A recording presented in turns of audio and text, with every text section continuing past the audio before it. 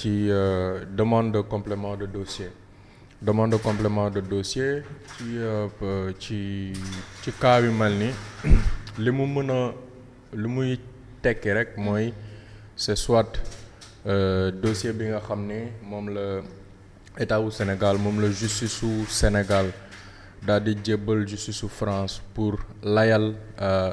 demande d'extradition boobu soit le dossier a été mal préparé soit argument yi nga xamante ne bi moom lañ teg ci table bi doyul wala mu am ay pièces yoo xam ne comme ay mandat wala yoo xam ne daal yoo xam ne leerul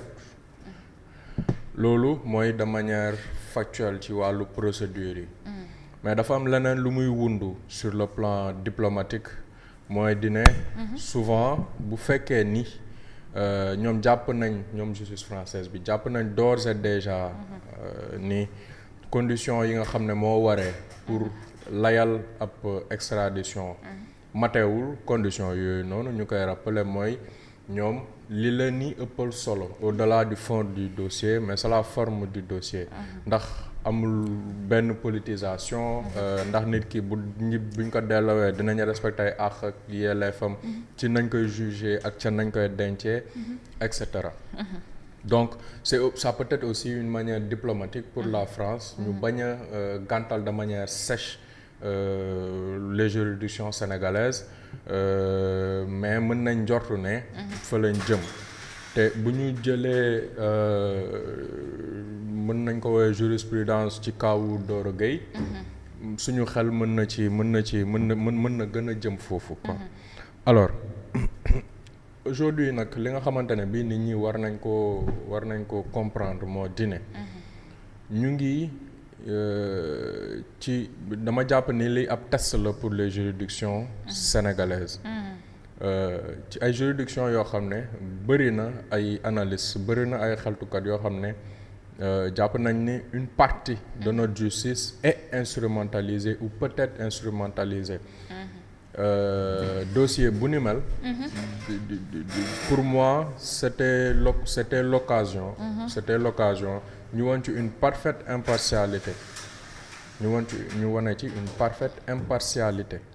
parce que quand même ki nga xamante ne bii ñu ngi doon jëflante ak moom même bu fekkoon ne denc nañ ko fi te jotut a génn sax il fallait s'attendre à ce que mu porter le combat judiciaire au-delà des frontières sénégalaises ndax loxoom ak dayoom jotee na fa beneen point d'analyse bi nga xam ne moom laa am aussi mooy xam nga tey Fatima Madiambal bu fekkoon génnu réew mi kon fi ne mi ngi kaso ba ñu fàtte ko fa comme ci yeneen cas de figure yi nga xam ne moo fi am ci ñu épingle ci ñu ñoo xam ne sentif moo topp ay signalement wala moo leen épinglé la même personne mi ngi nii ci beneen réew mais jàpp ñu ne menace la moo tax takkaluñ ko bracelet bon denc ñu ko fenn limite dañ ko doon wax ni del ñëw de manière ponctuelle de manière hebdomadaire di signer pour wane ne yaa ngi fi loolu sax dañ ko teggil parce que jàpp nañ ne cette personne là ne constitue pas une menace ci wàllum fuite mais aussi ne constitue pas tout simplement une menace maanaam dafa am lu ñu koy jiiñ non te du sax jiiñ il faut replacer les mots dans leur contexte du saxub jiiñ dafa am lu ñu seetlu ci ay activité ci xaalis boo xamante ne bii ci ay transaction ñu bëgg comprendre ni mu demee mais Fatima bu ñu ñëwaatee ci fond wu dossier bi koo xam ne yow da nga nekk di liggéey avec une société étrangère bi nekk di liggéey ci wàllum tabax société étrangère boobu noonu am lu mu la fay c'est-à-dire xaalis bi jógewul ci compte trésor dem ci Madiambal société dafa liggéey ak société jàppale leen pour ñu am marché benn partie wu liggéeyu expertise bi avant ñuy commencer chantier wala avant même acquisition du marché moom mu def ko parce que moom itam dafa am société wu BTPM mu def ko donc comme un sous-traitant mais entreprise bi nga xamante ne bi moo ko fay entreprise boobu noonu nekk ci Sénégal nekk ci yeneen réew Afrique bu fekkee ne dafa am lu lënt ci xaalis ba Madiambal jot mais ki ko fay xanaa moom la ñu war a njëkk a indexé mooy ki ko jox xaalis mooy entreprise bi nga xamante ne bii moom lay liggéeyal loolu muy premier aspect bi. beneen aspect bi nga xam ne daf ñuy interloquer un peu et dafay soutenir un peu la défense de Madiambal. mooy famem ba ñu jàpp. ak ca anam yañ leen jàppee ak xaritam boo xam ne maa ngi dem damay jaar ci yow pour dénk la sama njaboot ndax sama wóolare nga ndax nitu diine nga ndax tu es une personne en qui j'ai confiance kooku ñu jàppaale ko nga déggoon selon une certaine presse ñu ne téléphone Madiambal mi ngi ci xaritam boobu lañ ko fekk alors que dara du ci dëgg c'est-à-dire yooyu noonu yëpp entouré sujet bi yooyu noonu yëpp entouré dossier bi tey ndiru persécution Madiambal àgg ca ba naan ñu direct patron wu DIC bi nga xamante ne bii daax nañ ko à la suite de après moom ba mu génnee réew mi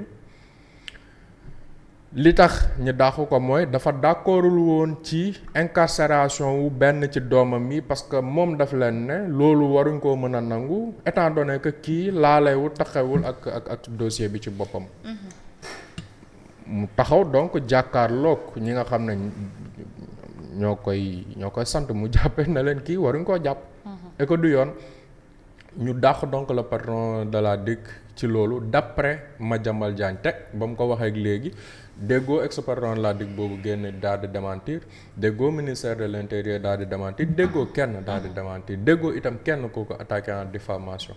alors loolu noonu lépp encore une fois boo ko boolee mais ñun suñu bopp ñun sénégalais yi ñi nga xam ne en tout cas ñu ngi suñu esprit critique suñu esprit cartésien di xooli situation itam di ci identifier ay points yoo xam ne cohérent wut mais dafay dëgëral défense su Madiambal ci suñu xel. te même argument yi boo ko génnee à l'international nga dolli ci ab persécution boo xam ne. au-delà de sa personne à lui au-delà de sa famille à lui mais médias yi nga xam ne sax jéem nañ recueillir sa part de vérité. ñu ne leen du ngeen ko fi defee ñu am ci agissement yoo xam ne ci nguuru Macky Sall doon nañ ñaaw la ay signal yu ñuy couper mais au moins CNRA moo daan couper yu signal mais fii ñu àgg ci ay forces de l'ordre ci ni ñu ko may mën a Ndour Faye expliquer daal di buddi fil. alors persécution yooyu noonu yëpp boo ko boolee incohérence yi ngay gis yëpp boo ko boolee le fait que Madiambal soit inquiété pour des montants d'argent yoo xam ne ki ko fay lui il n'est pas inquiété alors qu'il mène des activités au Sénégal. Madiambal dañuy ci dollil ne ki nga xam ne moo nekkoon avocat Ousmane Sonko wala mooy avocat wu Ousmane Sonko maître Ciré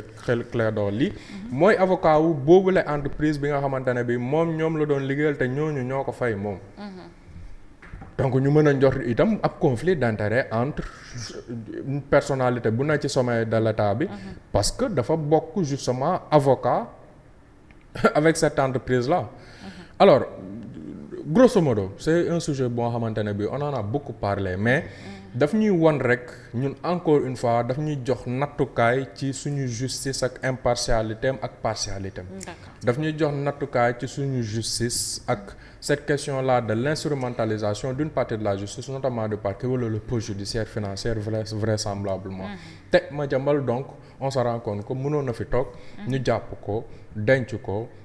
pendant un an pendant plus d'un an après mu génn nii Mansour Faye génnee totalement blanchi. tu lui auras fait perdre son temps tu lui auras fait perdre en crédibilité. Tu as fait du tort à sa famille. Et puis scénario bu invraisemblable boo xam ne bi Sénégal ba léegi kenn mësu ko fi gis. mooy ngay wërub nit bëgg koo déglu ci ab dossier gisoo ko jotewoo ci moom nga jàpp jabaram jàppi doomam jàppi xaritam loolu dafa doon loo xam ne quand même weesu na persécution man ci sama entendement ak ci sama gis-gis. te la justice française aujourd'hui yooyu la argument boo ko tegee seen loxo mais ils sont complètement réceptifs parce que comme ni ma ko rappelé sànq ñoom li leen di amal solo balaa ñuy dem ci extradition mooy ndax kii lañ koy toppee ndax déjà am na ab fondement juridico-légal ak bi ci topp itam mooy ndax amul dara lu ko entaché ci politique waaye itam ndax procès bi nga xam ne bi nga ko delloowee ci la jëm dina doon procès bu équitable ak ndax condition de détention yi dina doon ay conditions de détention yu respecter la vie humaine mais bu jëlee kaawu jabaram bi nga xam ne fi ne mi ngi feebar ñu tëkkoo génnee mu jël kaawu Farba Ngom bi nga xam ne mi ngi feebar